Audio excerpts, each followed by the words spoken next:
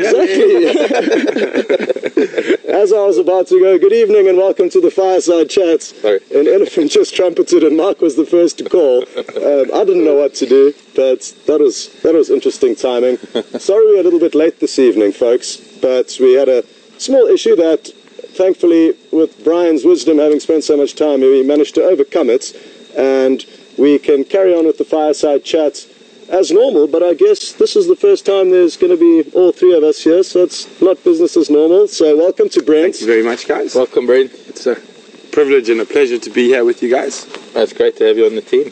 Yes, it's been really a breath of fresh air having Brent with us, and Marc and myself are enjoying the extra knowledge and different take on guiding and extra stories that we've all been sharing with one another, so things are going well so far. I think so, and I think there's that common ground that I think is rather unusual. I've met so many guides over the years, but now suddenly there's three of us that have very similar experiences. I mean, there are not that many people that have had experience in East Africa, and I think there's common ground with the three of us that, having spent time in East Africa, that I think that was sort of the thing that broke the ice with us most of all. Certainly. Is that when what we call the Boerewors curtain, by the way, when you go north, Boerewors, this is Boerewors on the fire, by the way, it's a sausage that we're cooking, and it's very South African, and we call anything north of, I suppose, Zimbabwe, north of the Boerewors curtain. But having said something about East Africa, do you want to just enlighten us about a bit of your past? Oh, thanks. I've been very, very lucky and privileged in the way I've grown up. My family's been in the wildlife industry since sort of the mid-80s. So I grew up in safari lodges, originally in South Africa, and then we moved up to Botswana and also in Zambia. So I was very lucky to be blessed with lots of really good teachers, trackers, other guides that I met over the years, before I even started my sort of professional guiding career.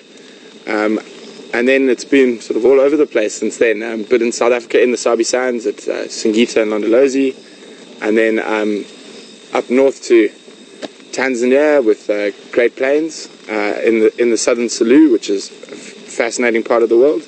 And then the last sort of big adventure was into the Central African rainforest, which was like starting all over again. You had to literally learn new trees, new animals. It was an incredible experience. I think I envy him that. Certainly, I certainly do. He's been telling me about the photos and videos he's got, and I'm just stalling it as much as I can, but I'm not sure if I'm ready for taking a look at the adventures that he had up in Central Africa. Do you think it's going to prompt you to pack your bags? And I'm thinking that. I was talking to Brent, and I was learning about so many different types of duiker, so many different types of bush babies. But you haven't even started. You haven't even got to the insects and the spiders. And the spiders and the snakes. And the snakes. And the fish species. And the fish. Yeah, that's incredible. But you touched a little bit on the snakes and things, that you did the Gabon viper and the rhino viper.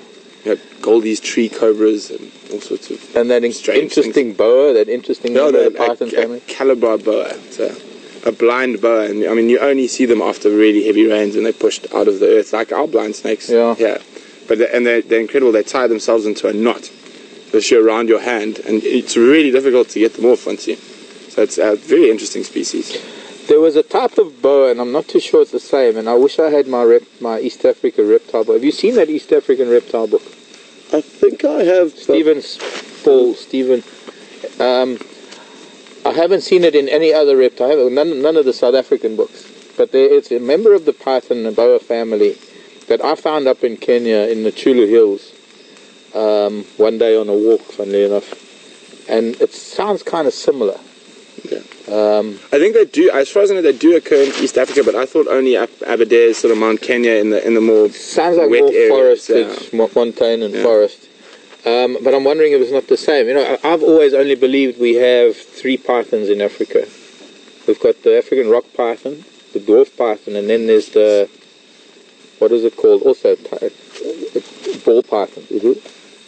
Do you know of any other python? Not actual pythons, but sort of family, sort of the boas, the constrictors that related to, but not actually sort of pythons. I mean, if you look at the brown house snake and the Cape wolf snake, they're both similar in Yeah. that they've got that shape, that python shape. But this particular snape was also fossorial, ground dwelling or subterranean. Only managed to find it by pure luck, and it wasn't very long. It was maybe 2 feet long, but it was like a miniature python. But maybe it's the coloration. Maybe we need to look at pictures. No, definitely. I think it's a good mission for us when we get home. Whip out the reptile books. But then there's the other side of living in that kind of a forest environment. Well, there are more bugs than I've ever seen in my life, and I probably got bitten by more tsetse flies, mosquitoes, leeches, and the worst things are filaria flies or knuckle flies. When you're walking through the forest, they're horse flies that sort of just manage to get you between your knuckles every single time. But I think for me, definitely the worst thing is we called them invisibles. In French, they call them farou. In North America, they call them no-see-ums. No-see-ums, exactly. They're tiny midges that you can't see, and they come out at dusk and dawn, and they can literally cover your whole body. And in a place that's really hot and humid, sort of force you to wear long sleeve clothing and long pants stitches. And I thought I'd get used to the bugs after a while. It was quite... The bugs were the biggest challenge. And eating out of tins. Yeah. Oh, yes. That I would imagine. I remember experiencing no-see-ums in Baja, Mexico. Actually on the Sea of Cortez, funny enough. Most beautiful beach settings. Camping on this beach with the most beautiful blue waters. And there were these islands just off the coast that had blue-footed boobies. The most wonderful bird life. And I can only imagine the marine life that lived there. I never got to dive there, sadly. But we were so inundated with no-see-ums that Sandy actually got sick. It was my girlfriend at the time. She actually got physically debilitated from it all.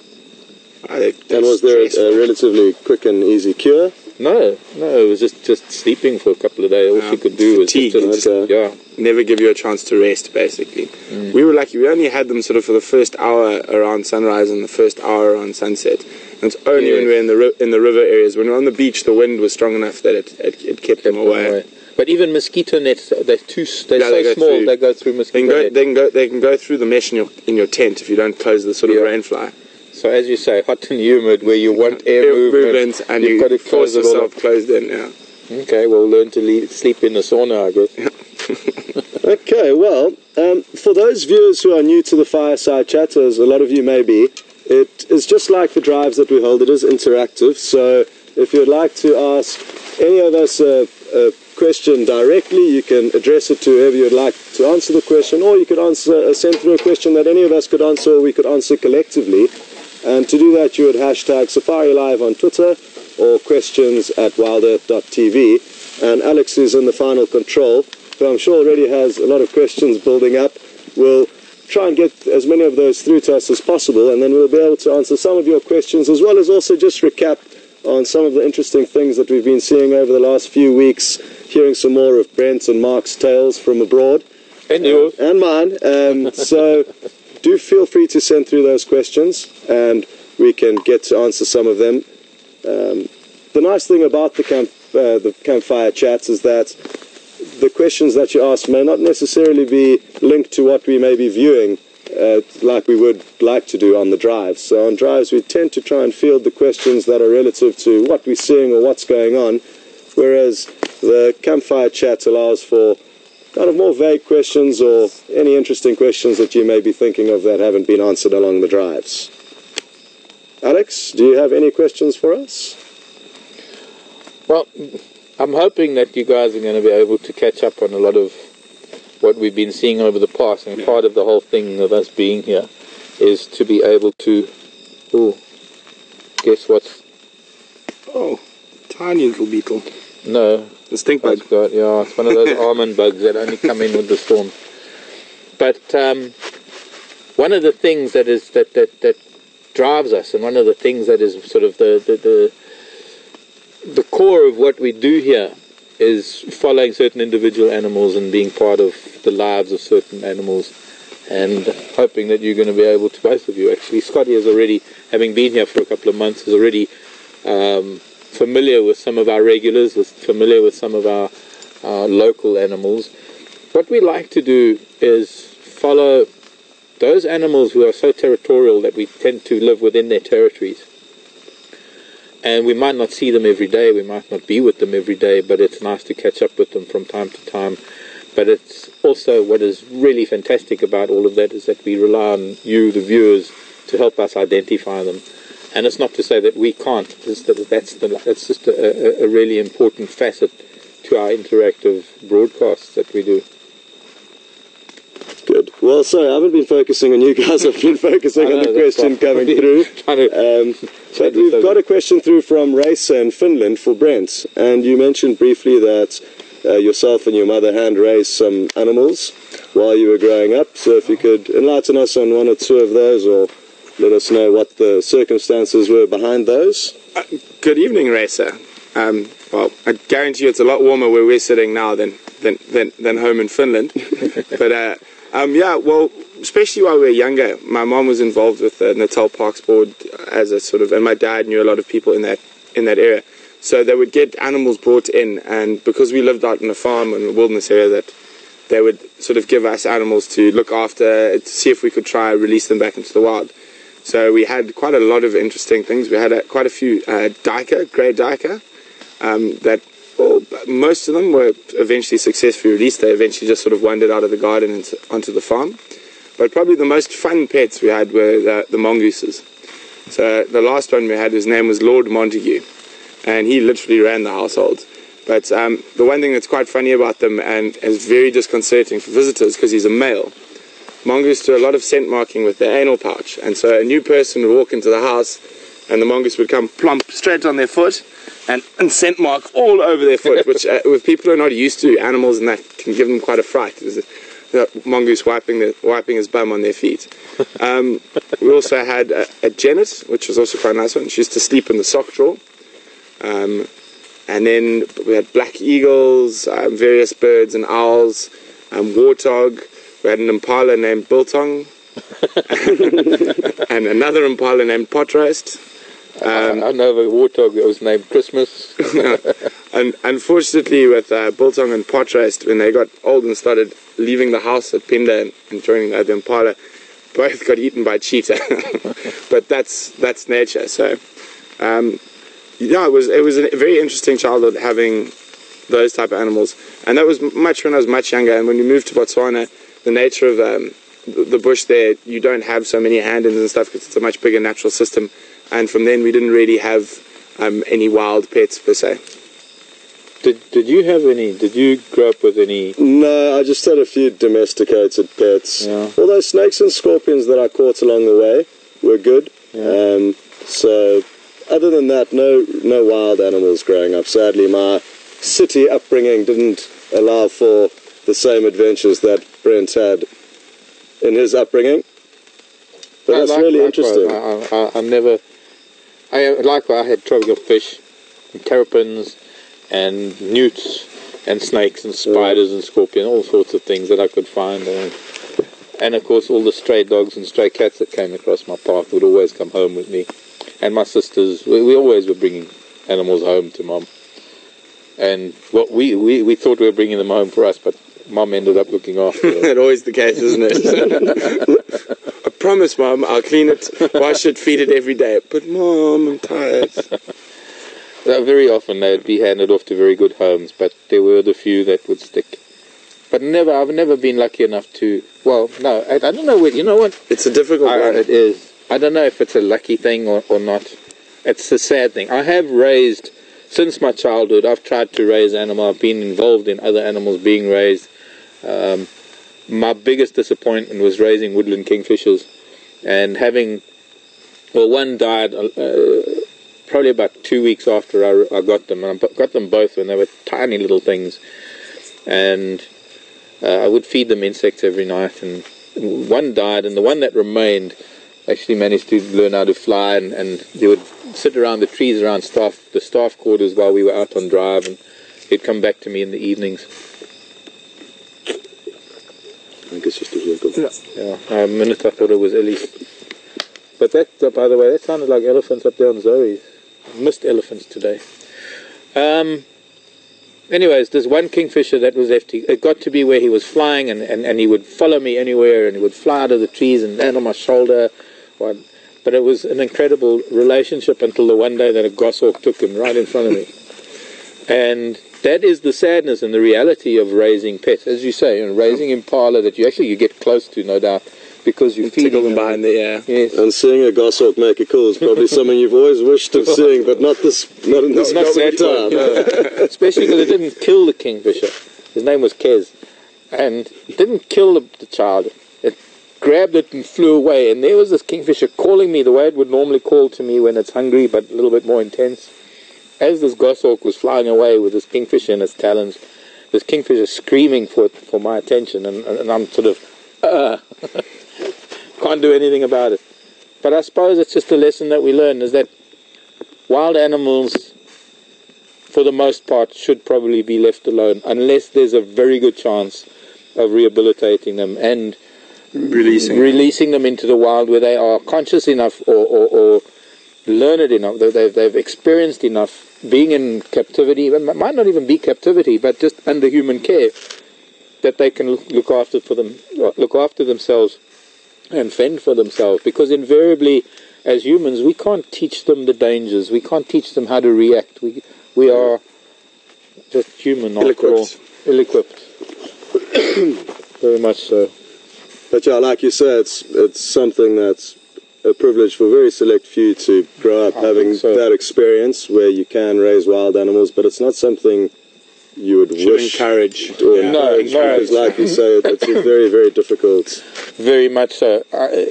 I can't imagine I can't mention how many people want to have a bush baby or a genet or something as a pet because they think it's so cute. But what they don't realize is that there's certain things that are going to change their lives dramatically. And first of all, it is the nature of an animal, especially like a genet or a bush baby, which tends to be nocturnal. You've had a genet. My sister jump on you while you're sleeping.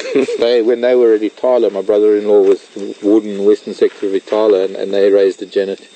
And they never got any sleep, because when they wanted to sleep, the genet was awake. And they were the family, so why can't you play with me? It's not time for sleeping now.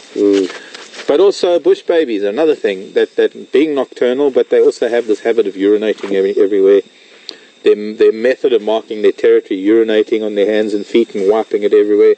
Much like you say with that mongoose. A lot of people are not prepared for all of that, but the most important that we're not prepared for is falling in love with these animals and then losing them to predators.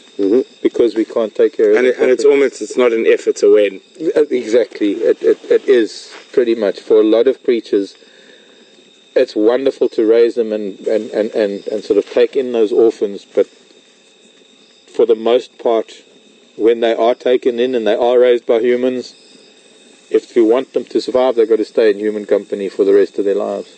And that's not really possible. No. Yeah. Well, it's unfair, especially for social animals, things that should be within herds or groups or family groups. One of the most difficult things about the mongoose, because it was abandoned mongoose. It's such a social animal. Yeah. Okay, well, Raisa, thanks very much for that question that you opened up to us there, because it was a good discussion that was had and one that could go on for days. So, Alex, when you're ready, you can send through the next one. How's Anyamma doing? It's looking good. It is. Yeah, got some chops and some vors. So they cook slowly. Yeah. And we might even get some hyena coming in. If it smells that good. If it smells that good. No, I got the spotlight here to double check. Nothing. Do you know that sneaks up on us? We've had Fireside chat here with leopard. Oh, Scott was telling me, sitting in the tree. Yeah. Were you here for that? I was here, it was the most incredible experience to be a part of. Peter and Hayden sitting here with Fireside chat, and there's a leopard in the tree back there. But we had our last Fireside chat. I don't know if you know that, but the Fireside chat that we had at that last time, and then you left, there was zebra behind us for a lot of the Fireside no, and we didn't know. we didn't even know about it. Yeah, Brian and VM pulled the sneaky one on us there and thought they'd let us miss the opportunity to call in the zebra, but all the viewers must have enjoyed seeing that.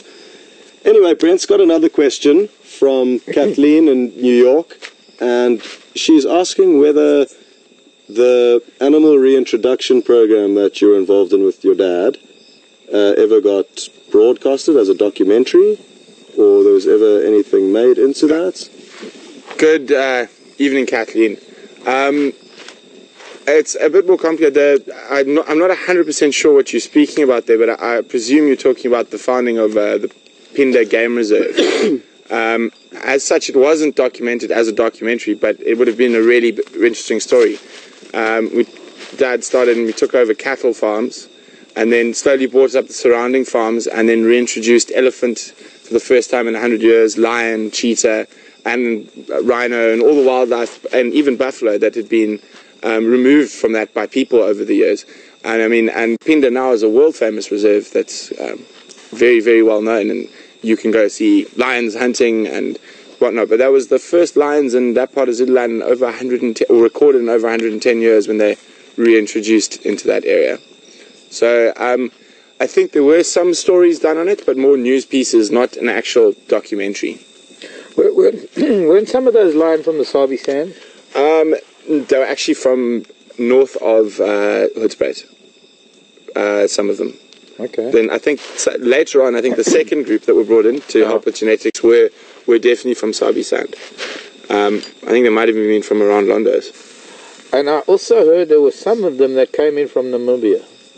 That's much later. I know that they were working on, speaking of lions, lion.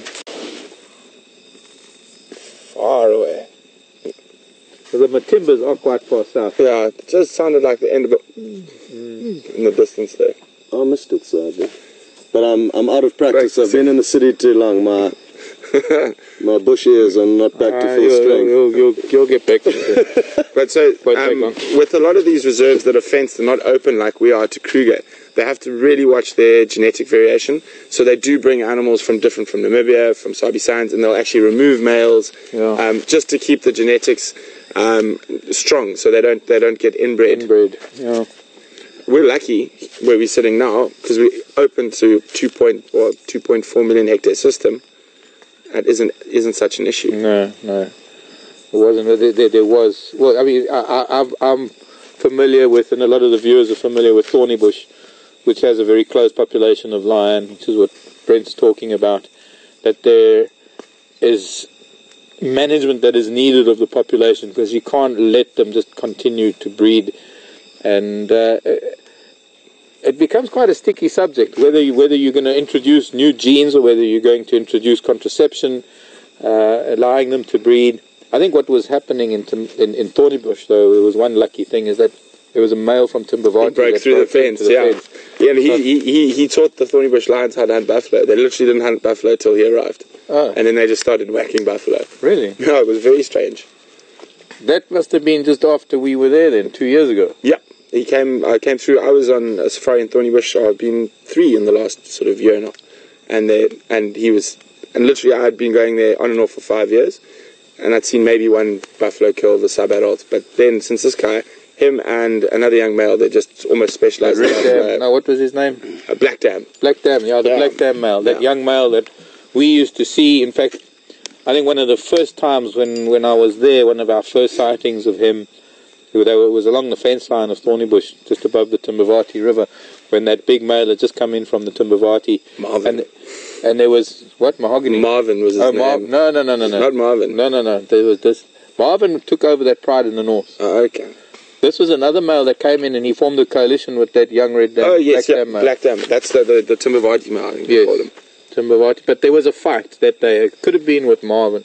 We didn't really get to see Marvin. We heard a lot about this Marvin. Really scraggly, he's not the best looking. Well, but then you must know if he's not so good looking, he's been through a lot of fights.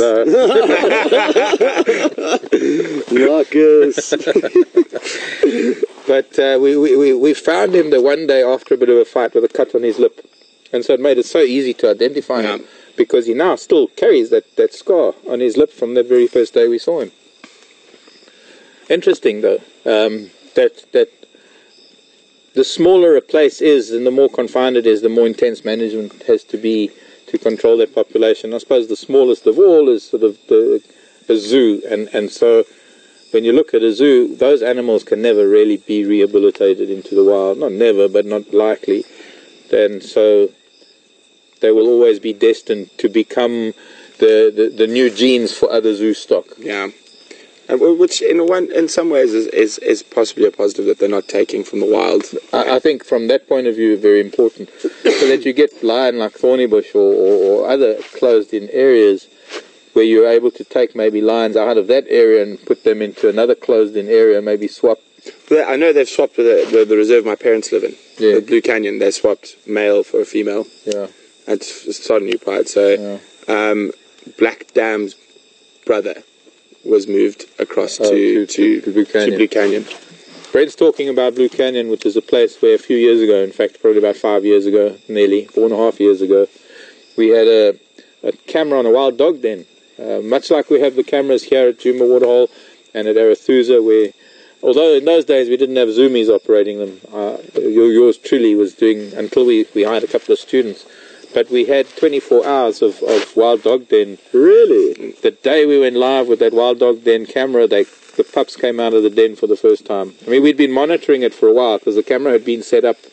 We knew the dogs had chosen that den, and it's testament to how sensitive the whole setup was that we managed to get this trailer with solar panels and all the batteries and all the equipment moved in there very quietly, get the camera set up where it could pan and tilt and zoom and cover most of the den. And then on the day we decided we were going to go live, hoping that there was going to be at least an adult, at least a wild dog, boom, the pups came out of the den for the first time. So needless to say, we didn't go to bed that night. Amazing footage though, but it was amazing things. Up until that point, I never thought that dogs hunted much at night. But you know what they do? Especially when they're denning to bring food back for the pups and that. They were out, they would come back, regurgitate meat and then go off again. It was constant back and forth. Full moon, no moon, didn't really matter. It was amazing activity. And any interaction of other predators coming into the den sites? If I remember correctly, it was quite weird. There was a big warthog boar that came in one day. That's an interesting predator. Sorry, predators. No, but still. I can't remember other predators. But what happened with the warthog? Nothing. Did he go into one of the... I think he tried. The viewers are going to have to help me out on that. You know, I'm getting old now. My memory is not older. But do you think possibly because the Blue Canyon's got a very low predator density in terms of other predators, low spotted hyena, slow lion, could be the reason they hunted more? Very much so. I think very much so, because they were able to, they could be active at night without, there were no lion then. I suppose now that there's lion and there's a nice kind of spotted hyena, the dynamic might change a bit. I don't think we had any of them come by. I think, yes, there was jackal. If I remember correctly, there were jackal that came past in. But there weren't any other predators in Blue Canyon at the time. I think Blue Canyon was still fairly new. No, it's only about 7 years old. Yeah. Okay. So they were still restocking it. Now, this restocking that we're talking about, something that Brent mentioned, is... land that has been used for farming and agriculture in the past, where wildlife had pretty much been wiped out for a monoculture or a simple agricultural farming project. Areas that have been proven that as wildlife areas and as photographic safari areas can be far more productive, not only in monetary terms, but in land use terms, as wildlife areas than any form of farming and agriculture. And it's one of the reasons why we've had in the last, I'd say, 20 odd years or so many new game reserves forming, so many new reserves. Well, I suppose Pinder's a bit more than 20. Pinder's probably about 25 years old by now. The development started in about 1980, 84, 85. Okay, guys. Well, Alex says we've got a lot of questions coming through, so let's try and answer a few more quickly. I'm ready when you are, Alex.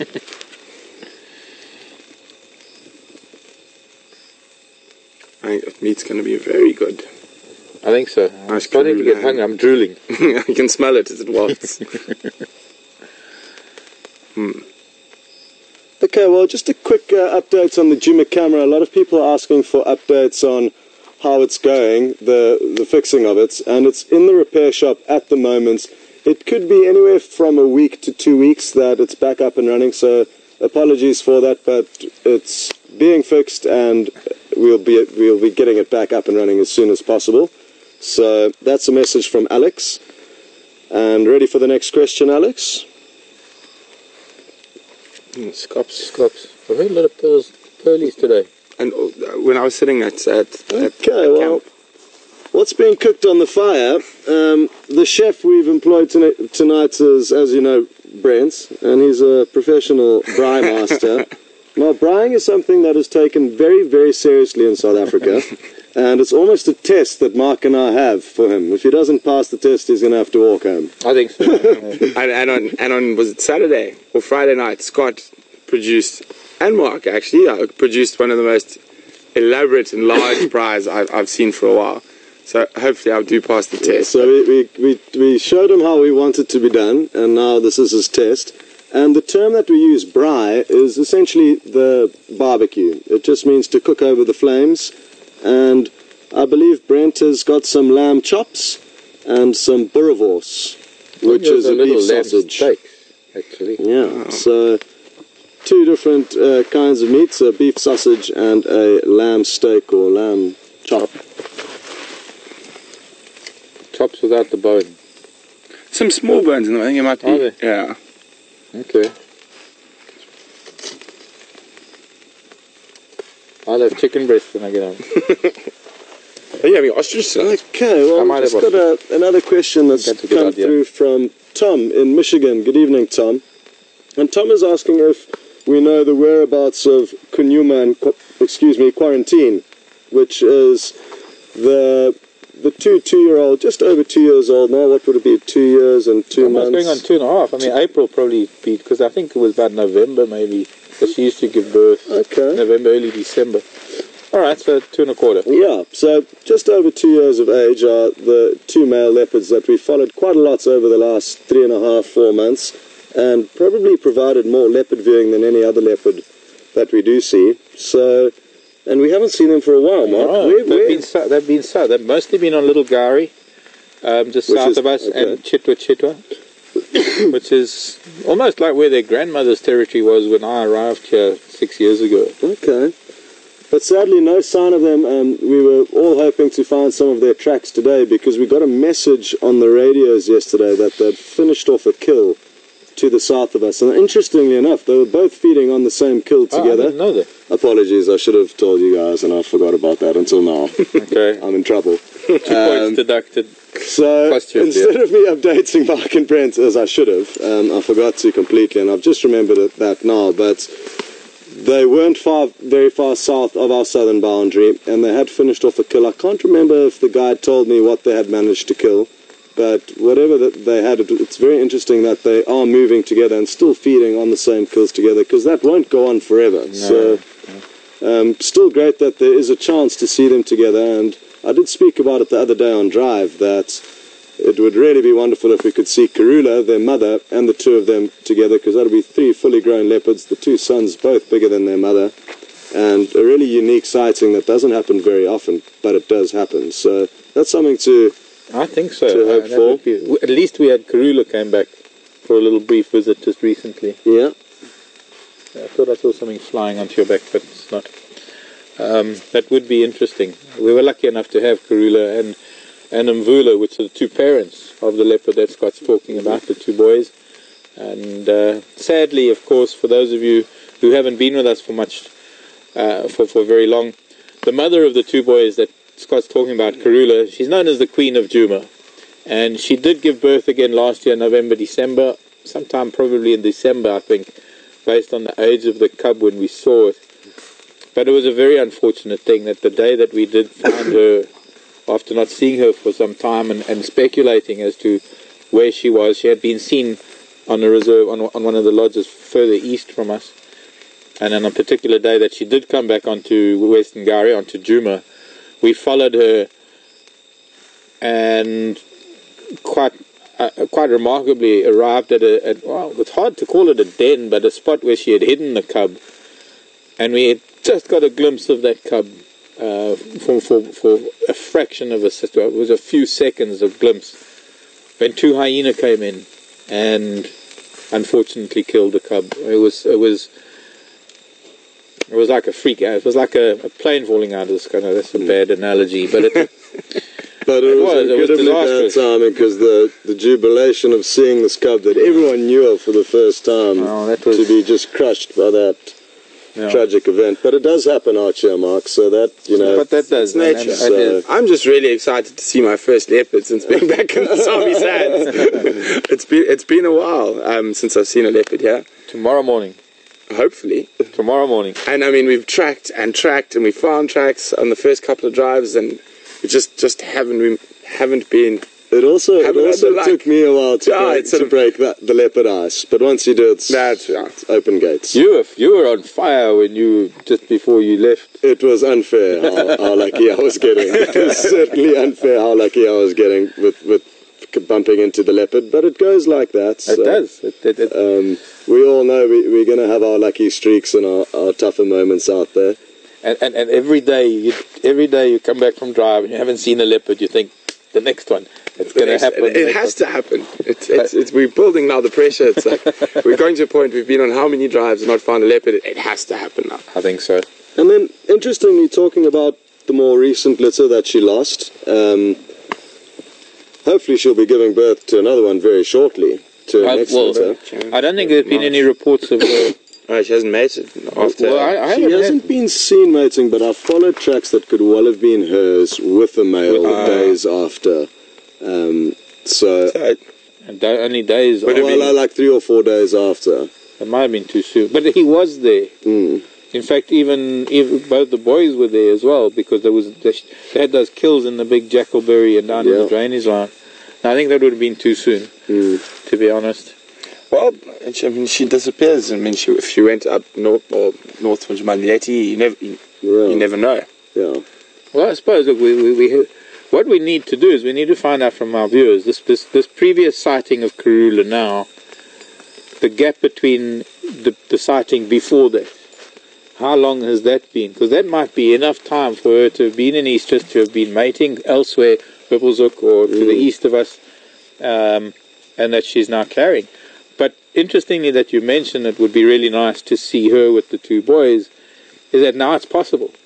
Maybe more so now that she doesn't have cubs. Yeah. Well, having said that, when we did have her when she was with her third litter, as little ones, she would allow her previous litter, the boys of her previous litter.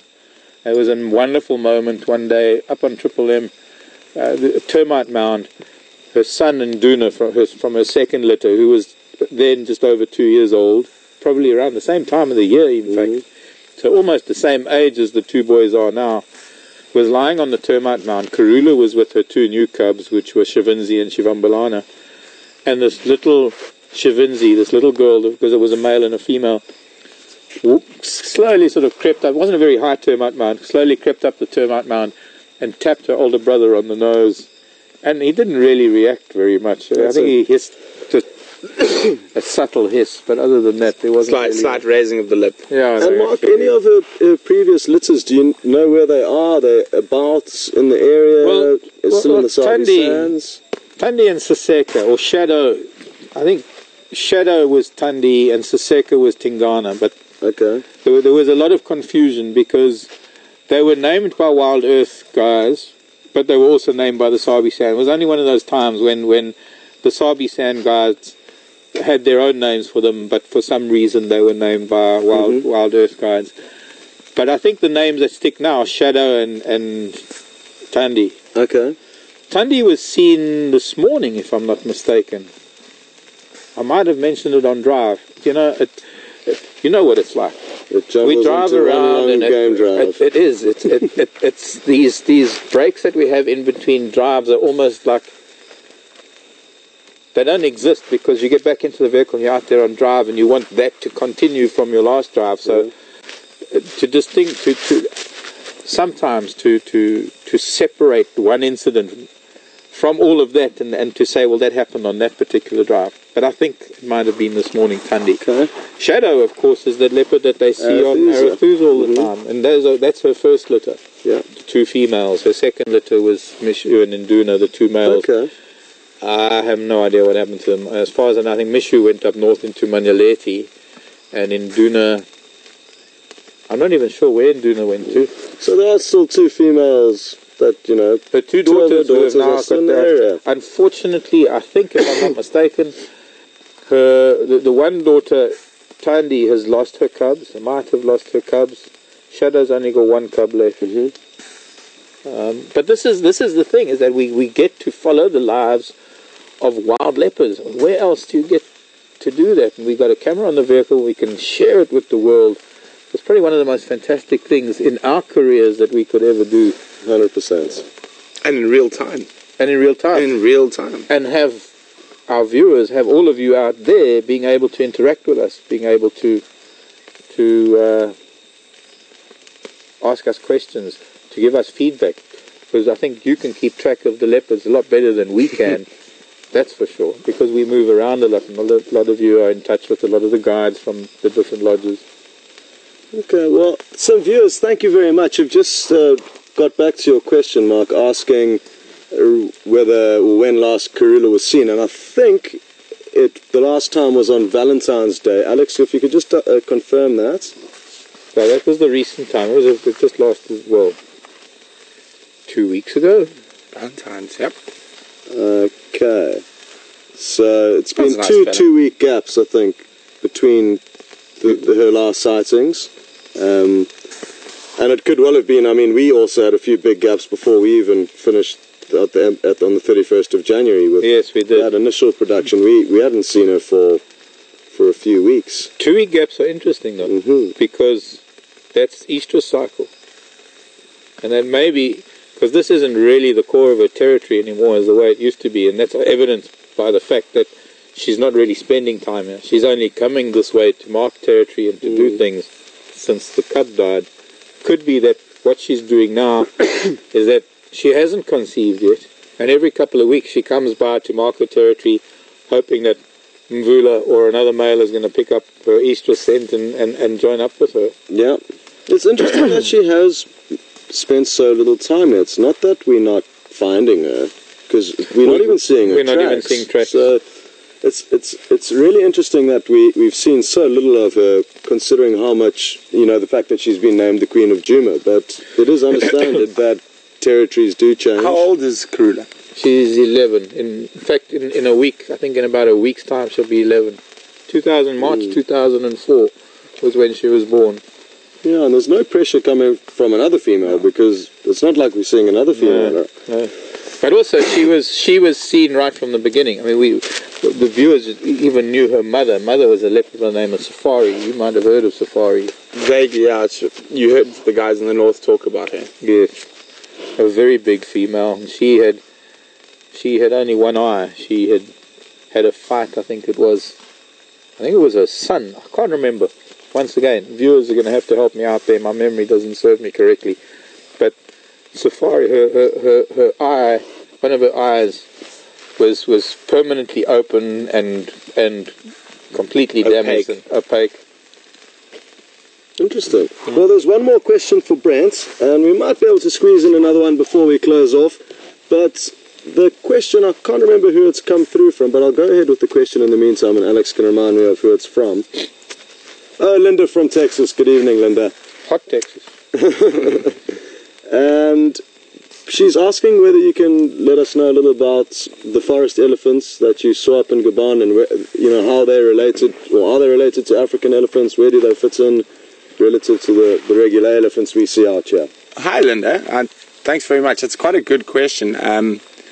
The forest elephants were long considered to be a separate species, but now with current genetic work, they're actually thought to just be a sort of a local variation of the sort of Loxodonta. But the Latin name for them is actually quite funny, because that's Loxodonta africana nano. So a mini version of a normal elephant. That's awesome. Yeah, in physical appearance, they're quite different. I mean, a big Ellie bull there a really big bull will be the size of a cow here, sort of 2.5 to 3 tons. But they do have, in the area I was, still really impressive ivory. We had a couple of elephant bulls whose tusks would actually drag on the ground when he was tired, or especially when he was walking on the beach in the sand. The tip of the tusk would just catch the sand. But physically, their eyes are quite different. They've got a really golden eye. The ears are much smaller. Their head shape is also much more rounded, even more rounded than our bulls. And just the body size is the thing that's probably the most apparent when you see them. Also, their eyesight seems to be not nearly as good as the sort of savanna elephants. I think that's probably just they don't use it as much because the forest can be very dark. I mean, in the middle of the day, sometimes you feel like you need to put on a torch because you've got the big storm over the top and the thick tree cover. I'm just trying to think. The family groups, much smaller. You very seldom have very big groups of forest elephants together. The only time they really do that is on the buys, which are quite few and far between. There are not that many buys. So you generally find maximum of 4 or 5. Okay. They don't sort of get 20, 30. Well, in the year I was there, I never saw a group of more than 6, 7. Yeah. And then also in the literature I read about them, they never really get to those big groups. I think if you can elaborate because I know what a buy is, but a buy is basically an opening in the forest. In the pygmies from the Congo, buy means opening in the forest, and there's generally a water source there with high mineral content, so it attracts gorillas, elephants, bongos, sitatunga, forest hogs, all to come feed on this sort of grass and reeds and drink the water that's got a very high mineral salt content. Thanks very much for that, stuff. Yeah. Good stuff there, Brent. Well, we've just got a few more minutes left, and I'm having a look at Brent's meat, which is looking delicious. So far, he has looked like he's passed the test, so looking forward to getting stuck into a little bit of that later.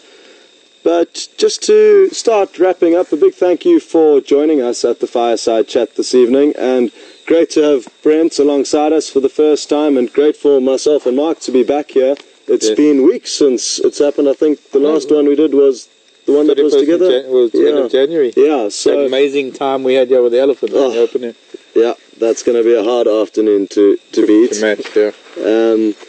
So a big thank you from all of us, and just to let you know, if you are interested in tuning in for the AM drive tomorrow, it'll be myself and Brent out searching for leopard. Pressure's on. And everything else, but as you heard, Brent has still yet to break the ice of finding a leopard in this area of the Sabi Sands yet. And Marc will have the morning off, so sadly he won't be out with us, but he'll be out again in the afternoon, so you can join him on the PM drive, along with Brent, when I'll be off. Anyway, yeah, sorry, Marc. No, I was just going to say, I think a lot of people have probably figured that out already by now, but having 3 of us here, we're rotating 2 drives on, 1 drive off, and it's working out very, very well. I think we're falling into a really nice, smooth operation of things, until, of course, comes end of the week, I'm taking a few days off. It's going to disrupt things again. But that's what keeps us out of mischief, Marc. We've got to be kept on our toes and keep mixing things up. And indeed. And that's what we enjoy out here, and that's one of the greatest things about working out in the bush, is that, especially on a production like this where there's so many variables and so much equipment and so many things that could potentially go wrong, it keeps us on our toes, and there's a lot of problem solving in between and action. Routine is a word that doesn't really come into place out here. No. So it's just about 2 minutes left. Brent, anything from your side? Well, I'd like to thank you, Scott, for having to deal with the earpiece and the questions. You know how difficult it can be. And just that I'm really, really excited to have joined the team and be working with 2 great guys like Marc and Scott. And, of course, Alex and Brian and Andrew and Graham and everyone else in the team. Everyone's made me feel really welcome, and I'm really excited to see where the future leads us. It is an exciting project to be a board of, and yeah, Brent actually called me before he came in for his first drives and asked me what I thought about the whole operation, and I told him exactly what it is, that unless he's got something very, very important that he needs to do in the next few days, he should certainly come and get involved here. And he did, and I watched some footage from his first drives, and he did a great job from the get-go, so I'm happy it's all worked out so well for him. And who would have thought back in high school days that we would have been sitting here doing this one day? Wait a minute, you were at high school together? Yeah, we're 2 years apart. Yeah. Okay. Yeah. Yeah, so Brent's slightly wiser and older than me, but only very slightly. Learn something new every day. Well, there's just a minute left, so... okay, yes, and a big apology for not getting through all the questions. It's something that we are trying to fine-tune and work out how we can answer more of your questions at the Fireside chat, but... and on drive. And on the drive, so it is something we're working on, and bear with us, and we'll try and answer more questions going forward, and thank you so much for all of those of you who did send through questions. So, from all of us here at the Fireside Chat, good night. Yeah, good night. Thanks very much. And we will see you all tomorrow. Morning on drive. Yeah. Bye, everyone. Bye. Bye. Love you lots.